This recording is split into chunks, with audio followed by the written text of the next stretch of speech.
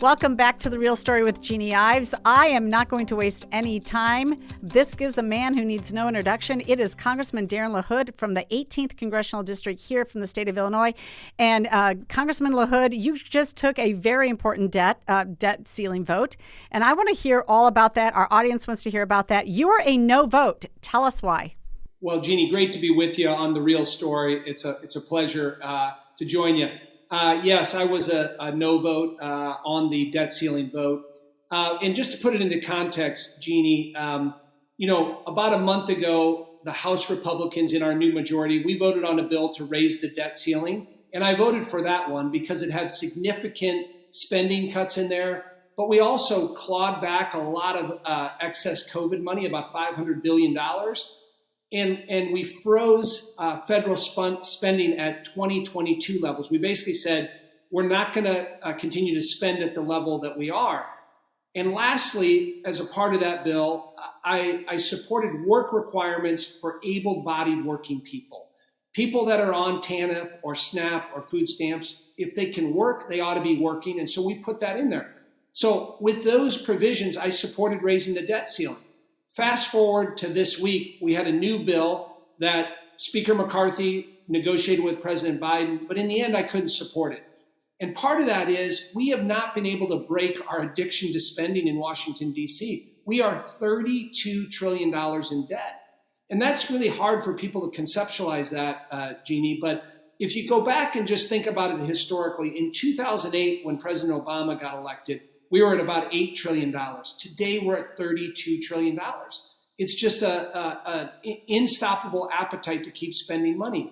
When I come back to Illinois and talk to my constituents, every family I meet has to meet a budget on a monthly basis. Every small business has to meet a budget. No one can spend more than they bring in. And it's just crazy the amount of money that we spend. Just during COVID alone, Jeanne, we spent over $6.5 trillion. That was unpaid for, right? Now, some of that was justified for vaccines, but there's lots of it that wasn't, and I didn't support lots of that. So for a variety of reasons, my no vote was based on not having fiscal responsibility in this bill to the level that I think we need to change the attitudes in Washington, D.C. And so while it was a tough vote and why the leadership didn't like me because I voted the way that I did, it was the appropriate vote for my district and I think for the future of the economic health of this country.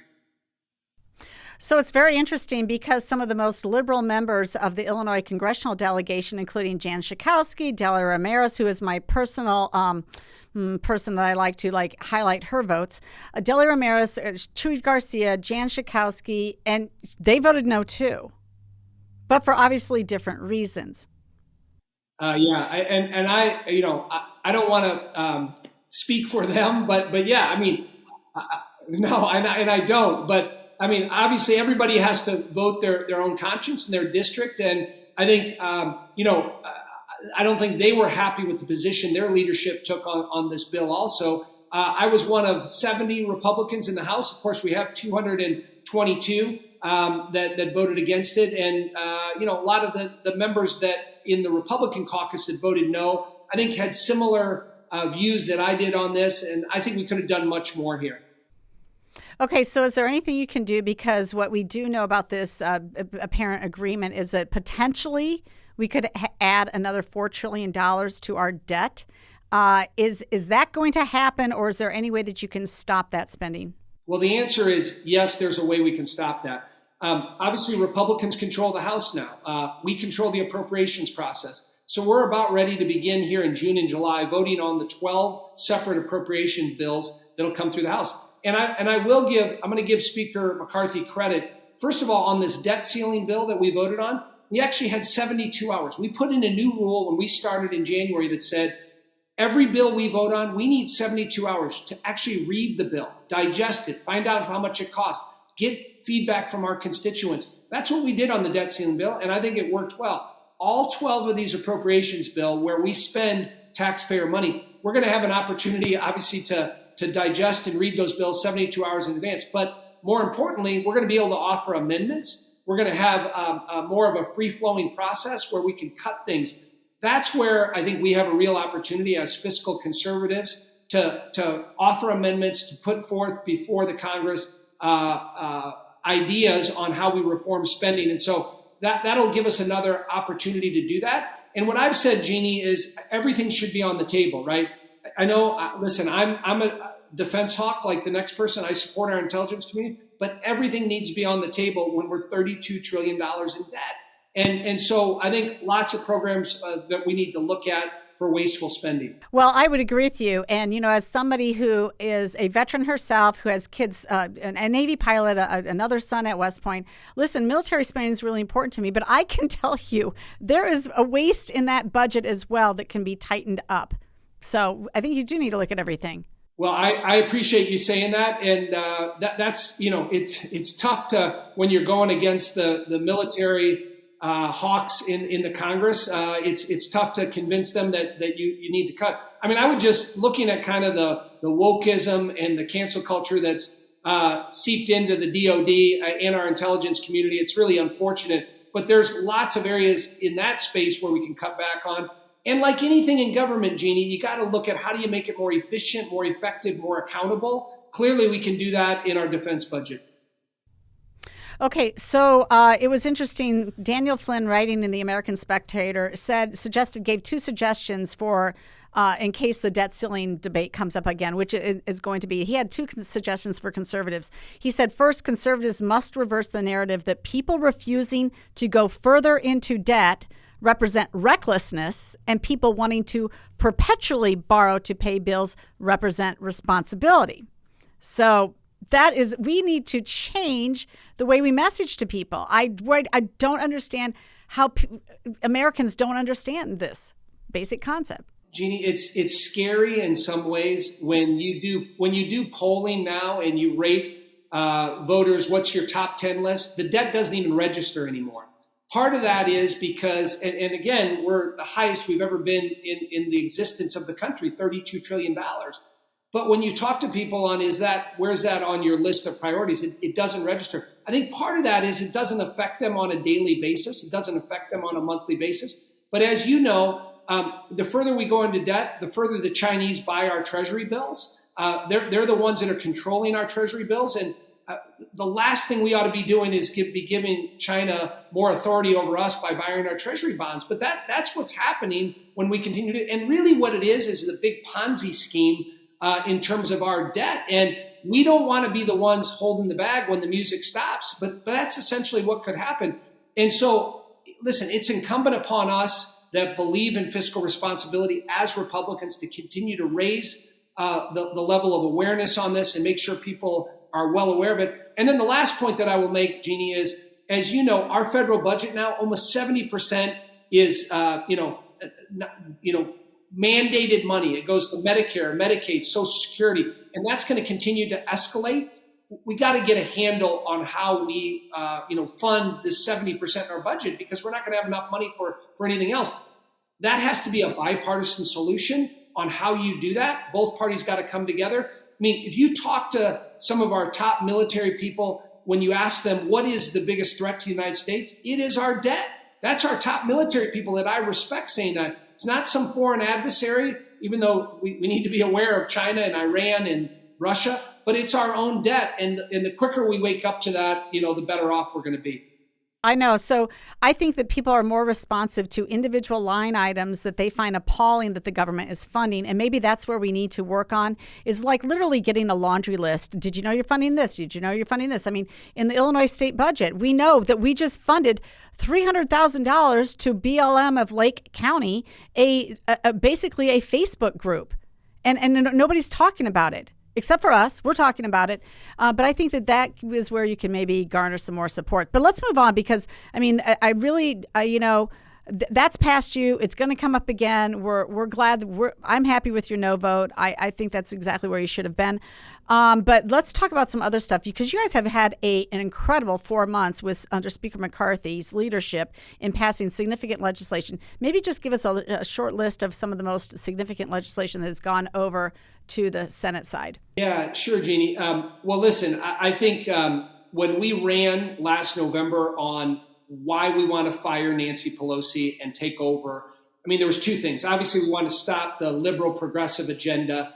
But the second thing is we have to be proactive and govern as conservative Republicans. And so we kind of laid out 4 principles to look at. One is an economy that is strong. 2 is a nation that is safe. 3rd is a future built on freedom.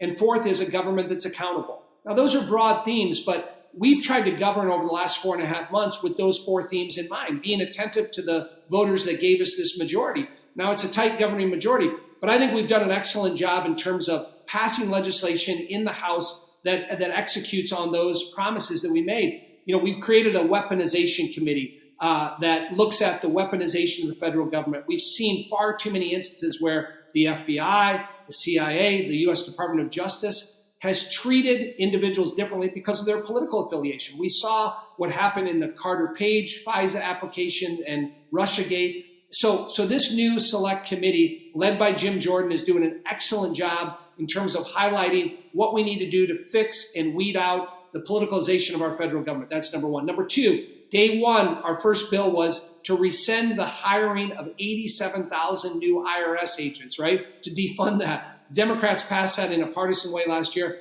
We clawed back that money, which was something, again, we promised to do. Small things that we did.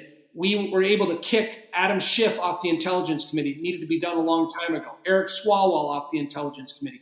Also, Ilhan Omar kicked her off the Foreign Relations Committee, Foreign Affairs Committee, because of her anti-Israel discriminatory comments and the way that she's engaged. So another thing we've done. We passed an energy bill that sets the stage for getting back to energy independence in this country.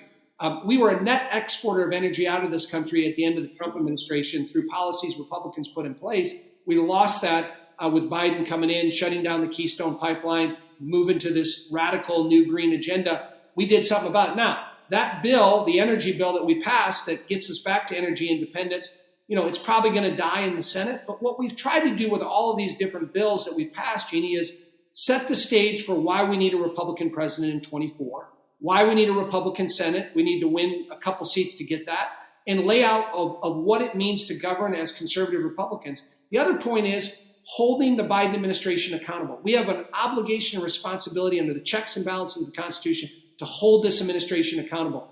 It's been a little slower than people want, but I have a lot of faith in the Judiciary Committee led by Jim Jordan, Jamie Comer on the House Oversight Committee, our own House Intelligence Committee, the Weaponization Committee. We're about ready to have Secretary Mayorkas, long overdue, put under oath before our committee. And frankly, I'm not one that advocates impeaching every member, but if Mayorkas continues going down the road he's going, we do need to impeach him and have impeachment proceedings. He is not abiding by the rule of law on the southern border. It's a blatant violation of the law, and he's not been held accountable. So those type of accountability measures, the checks and balances, doing our oversight and our due diligence, holding the Biden administration accountable, you're going to continue to see that moving forward. And then I would just also mention one last thing, Jeannie. We created a select committee on China.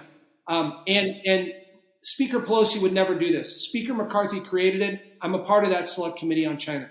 I don't say this to scare your viewers or people on the podcast, but we have to come to the realization China has a plan to replace the United States, and they are working at it every single day. They want to beat us economically. They want to beat us militarily. They want to beat us technologically, and they want to beat us diplomatically. They're going to do anything and everything to cheat, steal, be deceitful, to get ahead. So this new select committee on China, it really is focused on 2 things: exposing the malign activities of the CCP, the Communist Chinese Party, separating the Chinese people from the CCP and exposing those malign activities, whether their support for Putin and what they're doing, what's happening in Ukraine. It's their provocative nature in the South China Sea. It's what they've been doing on fentanyl and producing all the precursors that can then go to Mexico that come in the United States and kill Americans.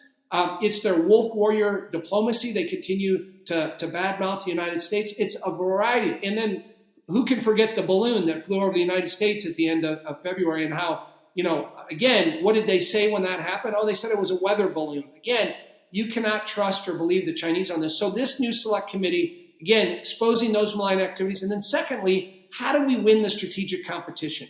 What policies can we put in place to stop the CCP for what they're doing? They cheat, they steal, they play by a different set of rules. And frankly, a lot of our American companies are heavily embedded in the United States. They contribute to they're giving them more of the rope that's going to end up hanging the United States if we're not careful on what we do. So we're exposing a lot of those activities, these companies that continue to invest massive amounts of money to support the CCP. That has to stop. And I think you'll see through our committee, and much of it's in a bipartisan way of going after China. Well, corporations respond to incentives. And so if we put in the right incentives and have them, offshore it from China to Southeast Asia countries that are favorable to us, great, that's fine. But China is definitely a threat. And I think it's been not talked about much. And I think that, honestly, you need to look at our university systems right here in the state of Illinois. I mean, I don't know if you remember, but it wasn't that long ago that the University of Illinois took out an insurance policy against their Chinese student population dropping below a certain level because they couldn't afford then to run their operations based off of, they just needed that Chinese money. And I just think that's just one more thing for people to look at and find out what they're doing at our universities. Quite frankly, it scares me. It's a very valid point and something that we're looking at, particularly the Confucius centers that they've set out across the country and the influence in many of our universities. And the last point is, there's been a number of pieces of legislation introduced. We'll have one that comes out of our committee that will stop any Chinese entity from buying farmland in the United States, particularly ones that are near a strategic location. It shouldn't happen at all, but that continues to be a major issue. And again, it exposes the nature of the CCP and what they're trying to do. Well, listen, I don't want to take any more of your time. Actually, I want to take all of your time because I have so many other questions for you, but I really appreciate this interview. Congressman Darin LaHood, thank you for the fight that you're taking on and the issues that you are bringing up. And, we just have to be louder and prouder about where we stand as conservatives because our policies are right for America. So I appreciate your efforts. Absolutely, Jeannie. Thanks for you and all you do in the state of Illinois. And it's great to be on The Real Story. And I look forward to coming back. Terrific. Thanks a lot, Darin.